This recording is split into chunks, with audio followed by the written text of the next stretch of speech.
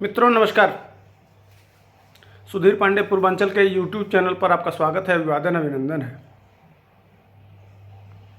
थोड़ा दांत में प्रॉब्लम था, इसलिए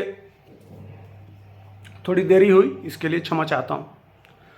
चेहरे पर भी थोड़ा स्वेलिंग देखे होंगे। खैर, अब नॉर्मल हूँ।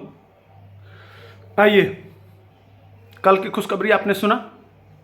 सारे मामलों में मनीष सेरा को मिल गई जमानत। आज खुशी है, आज कनॉट प्लेस में धूम मचेगा। वो वीडियो कल आएगा, लेकिन इसके साथ साथ बताते चलूं कि कल कोर्ट में क्या हुआ। आपको मैं बताया था पूर्व के वीडियो में कि नया साल हमारे साथ मनीष कश्यप के साथ मनेगा। दो विषय है। एक, मैं बताऊंगा कि मनीष कश्यप कोर्ट में क्या क्या हुआ। आप जानते हैं पूर्वोत्तर में क्या क्या सरकार ने किया। पुलिस को राइट मिला हुआ है कि आपको 24 घंटा रख सकती है, किसी के ऊपर मुकदमा दर्ज कर सकती है। तो न केवल बिहार में बल्कि तमिलनाडु तक शासन सत्ता के हनक वाले लोग मनीष कश्यप को फर्जी मुकदमे में वांछित करके मुकदमा तो लिख दिए, लेकिन जब कोर्ट का डंडा चलने लगा तो न तो वह तमिलनाडु में टिका और ना ही बिहार में टिका। लेकिन ईमानदार शख्सियत और आपका प्रेम आपके भाई से आपको अलग नहीं रख पाया। मैं बताया था कि किस तरह से जजों की नियुक्ति कैसे कैसे हुआ। यह पूर्व के वीडियो में मैं लगातार बताता रहा, लेकिन कानून की कमजोरी का कितना बड़ा नुकसान है कि एक व्यक्ति को 9 महीने तक जेल में रहना पड़ा, इसलिए कि उसके अगेंस्ट में सरकार थी, उसके विपक्ष विरोध में सरकार थी, उसके विरोध में पूरी शासन सत्ता थी। एक नहीं बल्कि 2 राज्यों की सरकार थी, इसलिए कि वह उस काम को कर रहा था जिसको सरकार को करना चाहिए। उसका काम यह था कि बिहार की समस्या, कहा तो जाता है कि लोकतंत्र का चौथा स्तंभ है पत्रकारिता, और पत्रकार का धर्म होता है कि सरकार को आईना दिखाए और आईना दिखाते हुए उसकी कमजोरियों को बताए, ताकि सरकार की आंख खुले और उस पर वो काम कर सके। लेकिन काम जिसको करना हो, जो इस तरह की सोच रखता हो, वह तो ऐसा करेगा। लेकिन जहां सत्ता से मलाई खाना हो, जनता को उसी हाल में छोड़ देना है, रोते गिलगिलाते रहो, तुम भागते रहो, तुम अपनी समस्या अपने पास रखो और सिर्फ चुनाव में झुनझुना पकड़ा के और तरह तरह के षड्यंत्र करके और जनता को दिग्भ्रमित करके वोट लेके फिर अपने परिवार के लिए और अपने कुछ चंद गुर्गों के लिए काम करने की जहां सोच हो, वह भला इस तरह से ईमानदार और सक्षम और लोकतांत्रिक तरीके से आंख खोलने वाले व्यक्ति को बर्दाश्त कैसे करेगी। अब शासन सत्ता में बैठे हुए अधिकारी, उनकी भी मजबूरी है, उनका ट्रांसफ़र, पोस्टिंग, उनकी व्यवस्था, मलाईदार पोस्ट, सब कुछ शासन सत्ता से ही आता है। तो सत्ता के गुलाम जो अधिकारी हैं, वह तो सत्ता को अपनी बेच चुके, अपनी अस्मिता बेचे हुए लोग तो सत्ता की ही बात करेंगे। उनको क्या करना है? उनको तो सारी सुविधा मिल रही है, तो उनको इन बिहार के आम जन की समस्या से क्या सरोकार है? सरोकार तो ऊ का जाने पीर पराई जकरा कबहू न फटी बिवाई। वह तो सत्ता की कुर्सी में बैठे हुए लोग मलाई खाना सिर्फ जानते हैं। लेकिन उसी तड़प में कुछ नौजवान, जिस तरह से भगत सिंह, चंद्रशेखर, बटुकेश्वर ने काम किया देश की आज़ादी में, उसी तरह से बिहार के कुछ दीवाने कूद पड़े कि नहीं, हम बिहार की तकदीर और तस्वीर बदलेंगे। और इसके लिए उन्होंने संघर्ष करना शुरू किया। उस संघर्ष की लड़ाई में एक युवा को 9 महीने तक जेल में रखना पड़ा। यह शासन सत्ता की हनक। खैर, रात गई, दिन आया, आज आ रहा है शेर। लेकिन कोर्ट में जज साहब के पास फाइल मंगाने की भी जरूरत नहीं पड़ी, इसलिए कि उसी तरह के धारों में तमाम और लोगों पर, पत्रिकाओं पर, पेपर पर जिसने इस कांड को किया था, उसको सेशन कोर्ट से ही, माने निचली अदालत से ही जमानत मिल जाती है और मनीष कश्यप को हाई कोर्ट तक आना पड़ता है।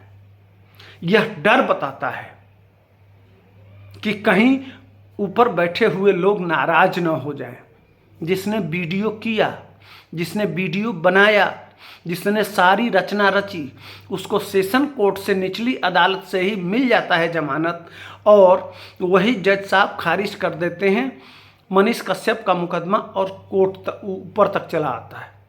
शायद ऊपर अगर व्यवस्था नहीं होती, ईमानदार जज नहीं होता, तो सुप्रीम कोर्ट तक देखना पड़ता मनीष कश्यप को। लेकिन भला हो उस जज साहब का कि जज साहब ने फाइल मंगाई, इस मामले को पहले से ही संज्ञान में रखे थे।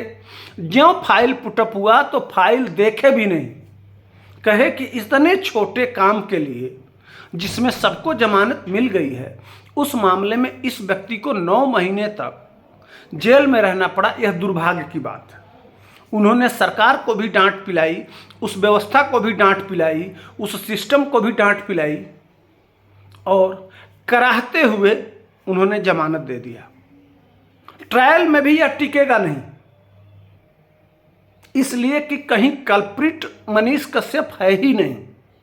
उसको तो जानबूझ के फंसाया गया।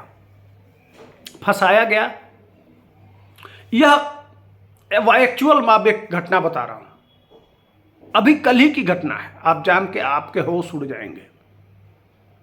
क्यों कह रहा हूं कि कल इंडिया गठबंधन की बैठक थी। इंडिया के गठबंधन के बैठक में हमारे बिहार के मुख्यमंत्री नीतीश कुमार बोल रहे थे, और तमिलनाडु का एक डीएमके का नेता कहा कि इसको हिंदी में ट्रांसलेट करिए। किससे बोला? मनोज झा, आरजेडी के नेता, राज्यसभा सांसद, वह भी उसमें बैठे हुए थे। उनसे कहा कि इसको हिंदी में ट्रांसलेट करिए, मुझे नहीं समझ में आ रहा है।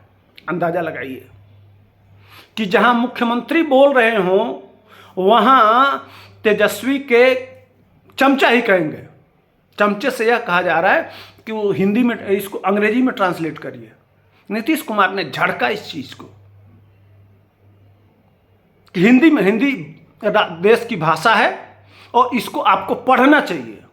तो जहां मुख्यमंत्री को भी मौका नहीं दिया जा रहा है, मुख्यमंत्री तक को घसीट दिया जा रहा है, वहां आम लेबर, आम मजदूर जब अपनी मजबूरी लेके तमिलनाडु पहुंचता होगा तो उसके साथ क्या होगा, क्या होता होगा, यह कल्पना करिए। और इसी मुद्दे को लेके मनीष कश्यप जब उठाया तो उसको 9 महीने तक जेल में सड़ना पड़ा। मैं यह बात क्यों कह रहा हूं? अंदाजा लगाने की कि मुख्यमंत्री तक को नहीं बख्शा जा रहा है। जो एक प्रदेश के मुखिया हैं, उनको भी कहा जा रहा है नहीं, इसको ट्रांसलेट करो, मुझे नहीं समझ में आ रहा है। तो जब एक कम पढ़ा लिखा गरीब बच्चा तमिलनाडु में जाता होगा और वह हिंदी बोलता होगा, तो उसके साथ क्या होता होगा? यह एक तरह से उस बिहार की सोच, बिहार के ज्ञान को मजाक था। तमिलनाडु का उस नेता ने बिहार के मुख्यमंत्री चुने हुए प्रतिनिधि जो सरकार चला रहे हैं, यह सिर्फ मुख्यमंत्री का अपमान नहीं है, यह पूरे बिहार का अपमान है। और फिर भी अगर तेजस्वी यादव उसके साथ, वो ऐसे पार्टी के साथ जाके केक काटते हैं और उससे मित्रता निभाते हैं, और वह इनका मित्र है, और वह एक बिहार के लाल के ऊपर मुकदमा लिख देता है, और मुकदमा लिखा जाता है और तेजस्वी चुपचाप देखते हैं, यही मैं कहना चाहता हूं। इसीलिए एनएसए तक लगाया गया। लेकिन एनएसए क्यों हट गया? वहां की घटना क्या हुआ था? यह चार्जशीट मैंने मनीष कश्यप ने किस तरह का अपराध किया था, वो तरीका क्या था, किन किन प्लेटफार्मों पर तमिलनाडु देश की सुरक्षा को लेके उस पुलिस की जिम्मेदारी होती है कि वह पूरा खाका तैयार करे, सबूत इकट्ठा करे और सबूत ले जाके कोर्ट में दे। लेकिन 60 दिन तक लगातार सबूत न देने की वजह से तमिलनाडु की हाईकोर्ट ने लताड़ लगाते हुए और एनएसए हटा दिया और तमाम मुकदमों को भी लगभग खारिज कर दिया। यही हाल बिहार के कोर्टों में भी हुआ। कल जज ने फाइल भी नहीं देखा कि यह कोई अपराध बनता ही नहीं है।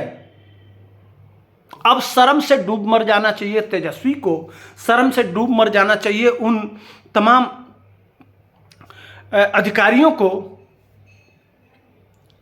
शर्म से डूब के मर जाना चाहिए उन तमाम समर्थकों को जो यह कहते थे कि मनीष कश्यप दोषी है। आज जमानत मिला, अब आ रहा है, अब बताएंगे आने वाले दिनों में कि मनीष कश्यप आने वाले दिनों में क्या करेगा, वह उसकी भी जानकारी ली जा रही है, हम लगे हुए हैं, उस पर आएंगे। लेकिन कोर्ट में क्या हुआ, जज ने देखा भी नहीं, सीधे जमानत दे दिया, सिर्फ फाइल पुटअप। चूंकि लगातार छुट्टियां और कोर्ट के सामने जानते हैं कि आजकल ऑनलाइन व्यवस्था है, आप अगर आज मुकदमा करते अपनी फाइल पुटअप करते हैं तो उसका नंबर कब लगेगा, इसी में इतना लेट हो गया। आखिर मनीष कश्यप के मुकदमे में लेट के पीछे का कारण बताऊं तो आप अगर हाई कोर्ट में एप्लीकेशन दाखिल करते हैं अपने मुकदमे का तो उसमें टाइम लगता है। जैसे तो रोज मुकदमे ऑनलाइन सबमिट होते हैं और उस सबमिशन में कब आपका डेट पड़ेगा, उसी में लगभग 1 महीने का टाइम उसी में खींच लिया है।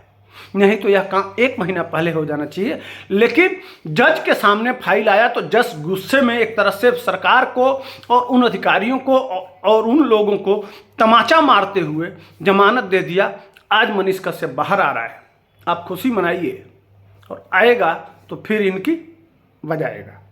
इसी के साथ हर दिन अपडेट देते रहेंगे। तब तक के लिए जय हिंद, वंदे मातरम।